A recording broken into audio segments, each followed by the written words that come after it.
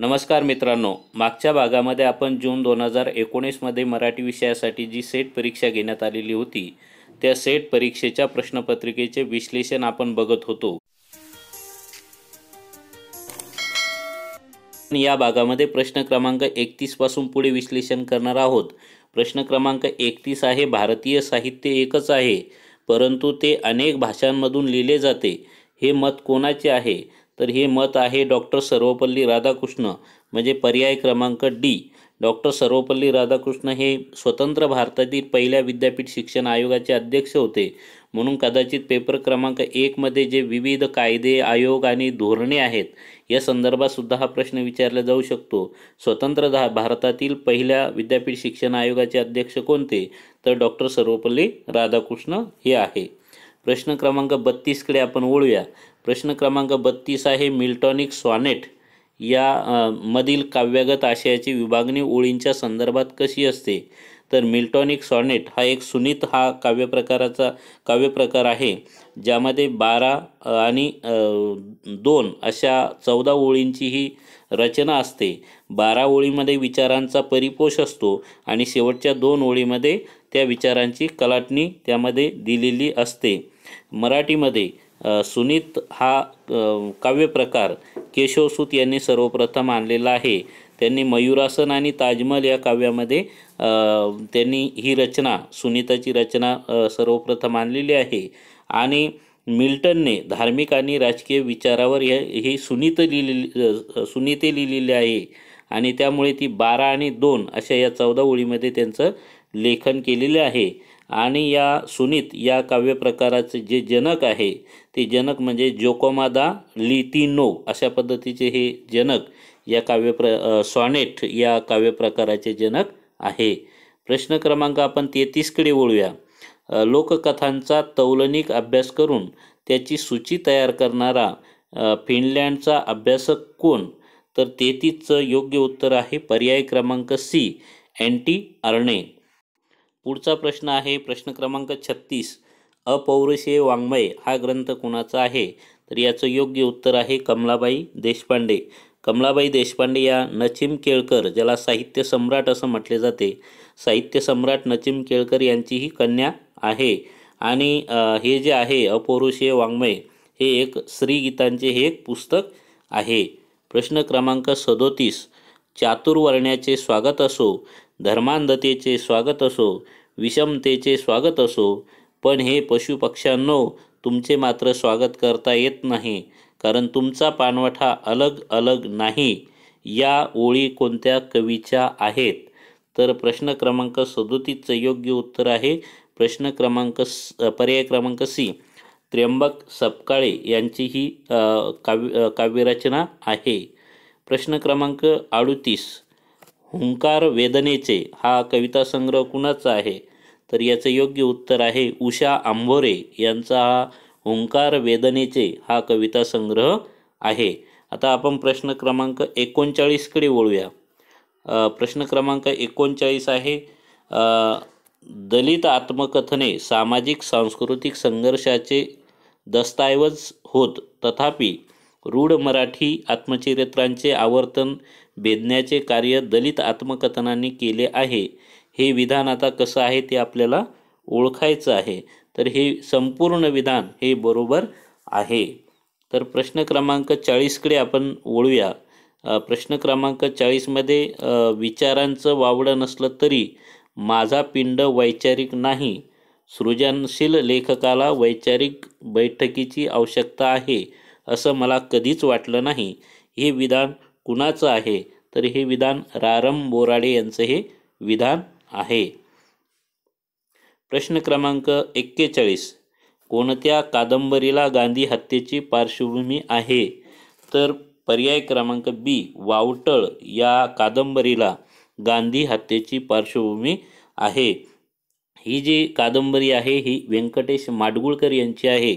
लेखक हे स्वतः ब्राह्मण वर्गातील असल्यामुळे पुण्यामध्ये त्या कादंबरीचा नायक शिक्षण घेत असताना त्यांना जे गांधी हत्या झाल्यानंतर ब्राह्मणाकडे लोकांचा बघण्याचा जो दृष्टिकोन झालेला होता यावर ही कादंबरी आधारित आहे.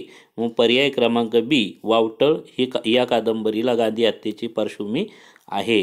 प्रश्न क्रमांक आपण 42कडे वळूया.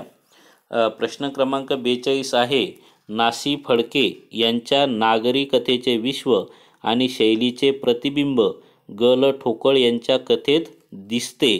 आता हे विधान आपल्याला कोणाचं आहे ते ओळखायचं आहे. तर हा प्रश्न क्रमांक 42चं योग्य उत्तर आहे सी, वासुदेव मुलाटे यांचे हे विधान आहे. प्रश्न क्रमांक आपण 43कडे वळूया. पुढीलपैकी कोणत्या दृष्टिकोनातून पूर्वीपासून वाङ्मय इतिहास लिहिला जात होता?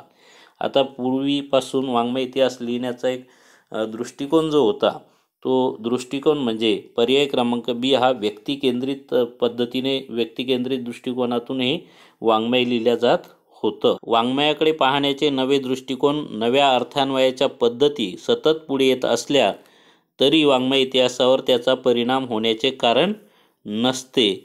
तर हे विधान आपल्याला इथं ओळखायचं आहे. तर याचं योग्य उत्तर आहे पर्याय बी, पूर्वार्ध बरोबर आहे पण उत्तरार्ध मात्र चूक आहे. कारण इथं वाङ्मय इतिहासावर त्याचा परिणाम होण्याचे कारण नसते हे चुकीचं आहे. वाङ्मय इतिहासावर परिणाम होत असतो. पुढचं बघूया आपण. प्रश्न क्रमांक 45कडे वळूया.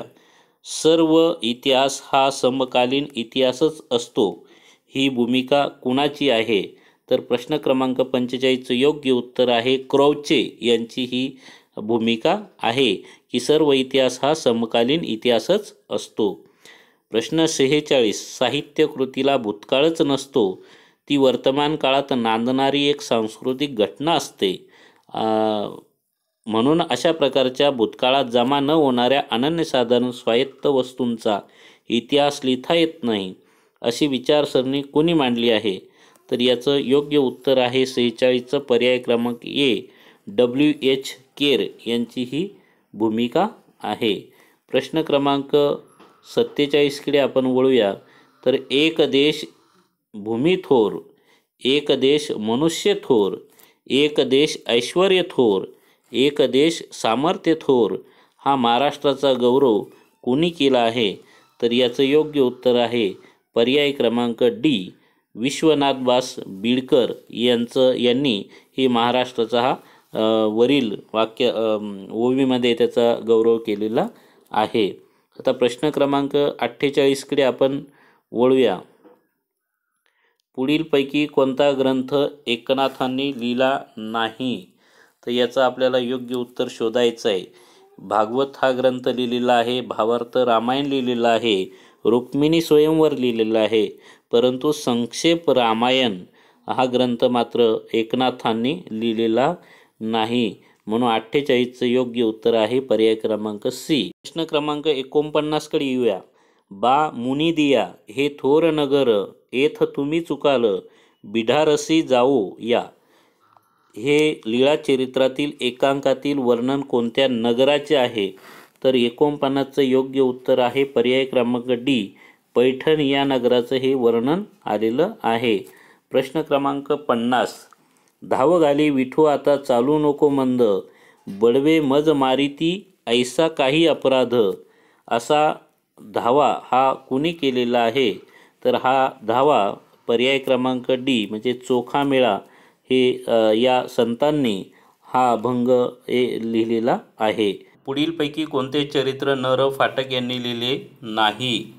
तर महादेव गोविंद रानडे हे चरित्र लिहिलं आहे, कृप्र खाडीलकर हे चरित्र लिहिलेलं आहे, आदर्श भारतसेवक हे चरित्र न र फाटक यांनी लिहिलेलं आहे, परंतु आगरकर यांचे चरित्र न र फाटक यांनी लिहिलेले नाही. त्यामुळे पर्याय क्रमांक सी हे योग्य उत्तर आहे.